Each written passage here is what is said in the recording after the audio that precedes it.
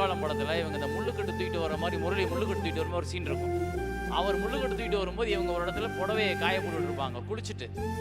ஒரே ஒரு புடவை, பச்சை புடவை. இது வந்து சீக்வன்ஸ். மணி நாங்கள் எடுக்க போகும்போது 4:30 மணி, இன்னும் 1.5 மணி நேரம் தான் இருக்குது.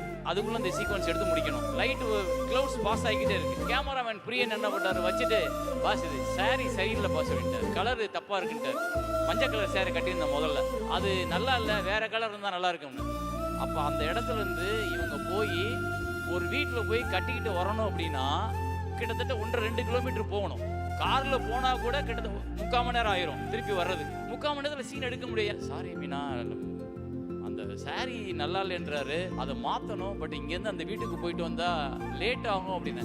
ஓகே, நோ ப்ராப்ளம் அப்படின்ட்டு அவங்க காஸ்டியூமர்ஸ் இருந்தையும் அவங்க மேக்கப் பண்ணி கூப்பிட்டாங்க.